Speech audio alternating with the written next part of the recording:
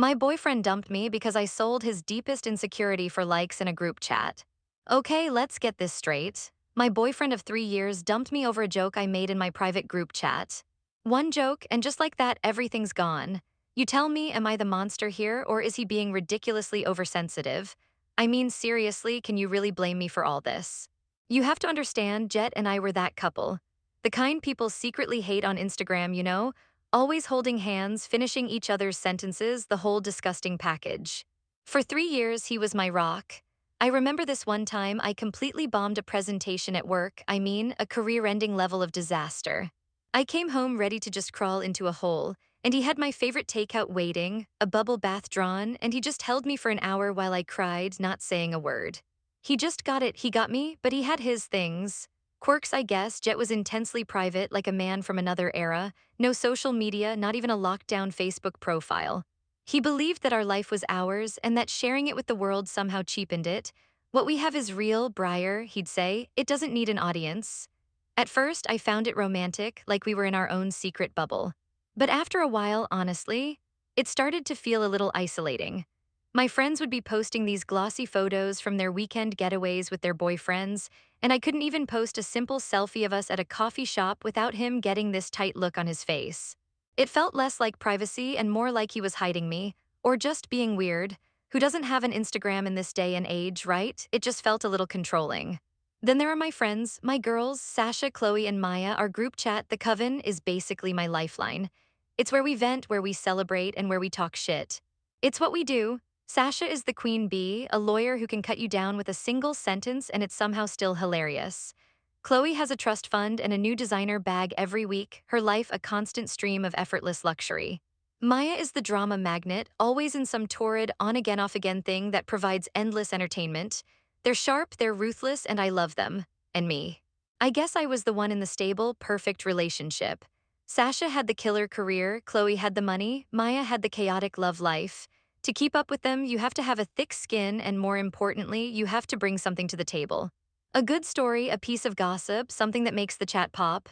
They loved hearing about my perfect but slightly eccentric boyfriend. It was my niche, my contribution.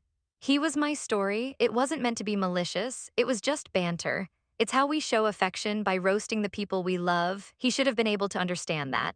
I mean, it's not like he was ever going to see it, right? It started small, innocent really. I'd share a picture of the mismatched socks he insisted on wearing, calling them his power-clashing statement. The girls would reply with a flood of laughing emojis. It felt good, like I was in on a joke and they were all on my side. Then I mentioned how he hums, completely off-key, whenever he's concentrating on cooking. Sasha replied, God, Briar, you're a saint for putting up with that. And that little hit of validation, of being seen as this patient, funny girlfriend dealing with a lovable doofus, it was addictive. The group chat had its own rhythm, a constant, low-grade competition. Maya would post about some insane fight with her on-again, off-again guy. Chloe would complain about the caterer for her parents' yacht party. I needed to keep up. My stable, loving relationship was boring by comparison, so I spiced it up. The auction escalated. I told them about the time Jet tried to assemble an IKEA bookshelf and ended up trapping himself in the corner of the room, sharing a picture of his frustrated face peeking over the top. The chat exploded. OMG, sending this to my sis, Maya wrote.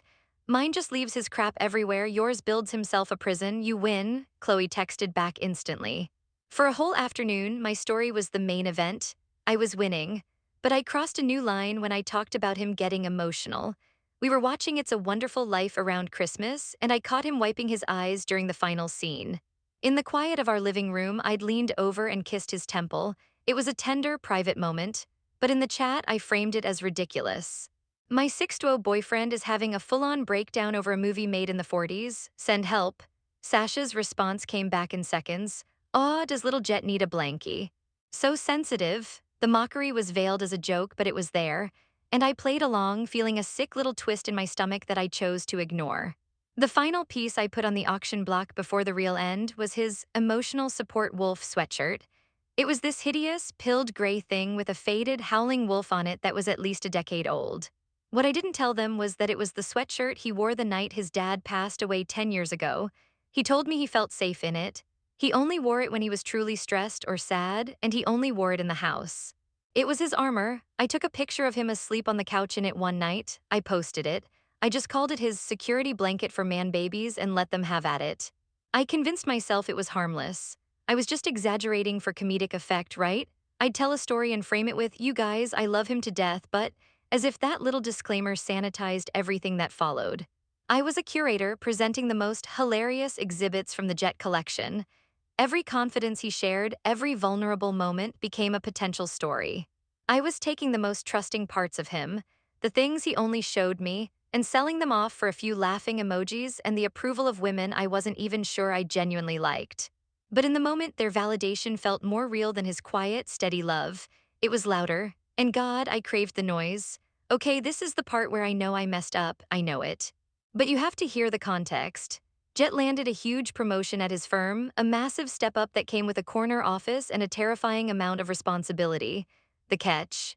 It involved a lot more public speaking, which has always been his personal nightmare. He told me one night in the dark, our legs tangled together in bed, that when he was a kid, he had a really bad stutter. It wasn't just a cute little lisp, it was debilitating.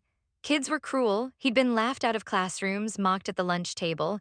It took him years of speech therapy to overcome it, to build the confident, articulate man I fell in love with. But under extreme stress, he said it sometimes creeps back. The fear of it happening in front of his new team, of being that helpless kid again, was eating him alive. He'd pace around our apartment for hours, practicing his presentation, his voice sometimes catching on a word. I'd see the flash of panic in his eyes before he'd take a deep breath and start the sentence over. Please, Briar, he said, turning to me with an expression so raw it almost hurt to look at. This is just between us. I'm so fucking embarrassed. It was the most vulnerable I had ever seen him. His one red line, his core trauma, fast forward 2 weeks. I was at brunch with the girls. The mimosas were flowing and the energy was high. Sasha was holding court, telling a story about her new intern who was so incompetent she'd accidentally shredded an important contract. The table was roaring. Chloe followed up with a story about a disastrous date with a guy who still lived with his mother. The pressure was on, it was my turn, my mind went blank, I had nothing. All the little quirks I'd stored up, the socks, the movies, the sweatshirt, felt stale. I needed a headliner. Then, like a devil on my shoulder, I remembered Jet, the stutter. It was a guaranteed showstopper. Oh my God, you guys won't believe what I've been living with, I started, leaning in conspiratorially. I told them about his promotion and the return of his childhood stutter. But I didn't just tell them, I performed it. I mimicked the way his jaw would tense, the way his eyes would squeeze shut in frustration, the way he'd struggle with a W sound. He sounds like PP Porky Pig trying to order a WW water, I joked, and the table erupted. I turned his private agony into a 5-minute comedy routine. I made him sound pathetic, incompetent, like a child playing dress up in a man's job. Sasha, ever the cynic, smirked. Are you serious? No way. He seems so put together. And that's when I did the unforgivable thing. A wave of competitive pride washed over me. I needed to prove it. I needed the win. Oh, it's real, I said, pulling out my phone with a triumphant flourish. A few nights before, feeling a twisted sense of I don't even know what, I had recorded him practicing in our home office. He was facing the wall, completely absorbed. I told him I was just scrolling through TikTok. I found the file. I hit play. And out of my phone's speakers into the chic, sunlit brunch spot came the sound of Jet's voice, strained, halting, and broken as he stumbled over his words. The sound of his deepest, most private humiliation served up as entertainment between avocado toast and a second round of drinks. For a moment, there was just stunned silence. Then nervously, Chloe giggled, and that was all I needed. I had one brunch. The fallout wasn't a dramatic, movie-style confrontation. There was no screaming match, no throwing of plates. Honestly, that would have been easier. A fight means there's still something to fight for. This was an execution. I came home that afternoon, still buzzing from the brunch and the girls' fawning attention, to find Jet sitting on the edge of the couch. The silence was the first thing I noticed. Not the comfortable, easy silence we used to share, but a heavy, pressurized quiet that felt like the air before a lightning strike. He was sitting ramrod straight, staring at the blank wall opposite him. Hey, I said, trying to sound cheerful as I dropped my keys in the bowl by the door. You're home early. My voice sounded unnaturally loud in the dead air. He didn't look at me, he just nodded toward the coffee table. His phone was lying there, screen lit up. It was open to a text chain between him and Mark, Maya's on-again off-again boyfriend, who I'd completely forgotten was a casual friend of Jet's from college. And there it was. A little audio file forwarded from Maya to Mark and then from Mark to Jet. My recording. Beneath it, a single text from Mark, "Dude, is this you?" Maya sent it to me from their brunch today. This is messed up. The bottom dropped out of my stomach. The mimosa buzz vanished, replaced by a nauseating dread that crawled up my throat. I opened my mouth to say something, an excuse, a lie, anything, but no words came out. What could I even say? The evidence was right there, playing on a loop in my head.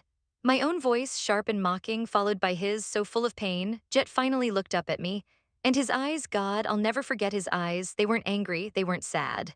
They were just empty. It wasn't that he hated me, it was worse. It was like he didn't see me at all. I was just an obstacle, a thing to be dealt with. All the warmth, all the love I had taken for granted for 3 years was just gone, wiped clean. "We're done, Briar," he said. His voice was perfectly level, no emotion at all. It was colder than any shout could ever be. It sliced right through my pathetic, pre-planned excuses.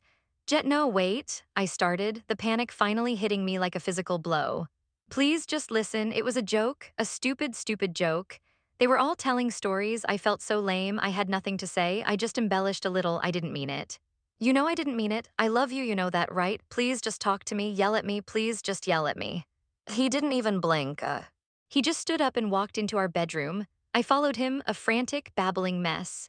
"It was for my friends, they're bitches, you know how they are." I had to say something impressive. The words sounded disgusting and hollow even to my own ears. He completely ignored me. He pulled his suitcase out from under the bed, the wheels rumbling on the hardwood floor like thunder. He started methodically taking his clothes from the closet, folding them with a calm, deliberate precision that was terrifying. The suit he wore to my sister's wedding, the hoodie I always stole on lazy Sundays, he folded them all perfectly. It was like he was packing for a business trip, not dismantling a life. I begged, I pleaded, I cried. I tried to stand in his way, and he just moved around me as if I were a piece of furniture. I grabbed his arm, and he gently, firmly removed my hand as if I were a piece of lint on his sleeve. He didn't argue with me, he didn't engage. It was like I wasn't even there. He went into the bathroom and cleared his side of the medicine cabinet. His toothbrush, his razor, the aftershave I bought him for his birthday. He took the framed photo of us from the dresser and with surgical precision opened the back. He slid the photo out, tucked it into his wallet without looking at it, and placed the empty frame back on the dresser facing me. A gaping, silent accusation. When he was done, he walked to the front door, suitcase in hand. I stood there, a sobbing, pathetic mess blocking his path. "Please don't do this," I whispered. "We can fix this. I can fix this. I'll apologize to everyone. I'll delete the group chat. I'll do anything." He paused at the door, looked me in the eye one last time, and said, "The worst part is that you took the most broken part of me, the part I trusted you with, and you sold it for laughs." Then he turned and walked out. I heard the click of the lock. I ran to my phone to call him, but the call wouldn't go through, blocked. I tried to text. The red "not delivered" notification appeared instantly. I opened WhatsApp. His profile picture was gone, replaced by the gray default avatar, a single gray tick, blocked. In the space of 2 hours, he had cut me out of his life with the clean, quiet efficiency of a surgeon. He was gone. Of course, the first thing I did was blow up the Coven group chat. I needed allies. I needed a chorus of "he's overreacting and you're better off without him." I wrote a long, frantic message detailing Jet's insane reaction. I painted him as rigid and unforgiving, and myself as the heartbroken, misunderstood victim. I hit send and waited for the wave of support to roll in. It never came. First, there was just silence. For a full hour, my message sat there marked as read by Sasha, Chloe, and Maya. Nothing, then a single lukewarm text from Chloe. "Oh wow, that's intense. So sorry you're going through that." It had the emotional depth of a Hallmark card. I tried calling Sasha, my supposed best friend. It went straight to voicemail. I texted her. "Sash, I really need you right now." Her reply came back 10 minutes later. "Hey, swamped at work, T-tile." The distancing was subtle at first, then brutally obvious. My memes in the chat went unliked. My questions about weekend plans were met with vague non-answers. It slowly dawned on me I wasn't one of them anymore. I was just the entertainment. And my act had gotten too real, too messy. They didn't want to hear about my pain. They had only ever been interested in my performance of it. By betraying Jet, I had revealed myself to be exactly the kind of person you couldn't trust. And even for them, that was a line. The provider of the gossip had become the gossip itself. And no one wants to be friends with that girl. My social currency was gone. I had auctioned off my relationship for their approval, and in the end, I was left with neither. I wasn't just dumped. I was utterly, completely alone, the clown in a circus with no audience.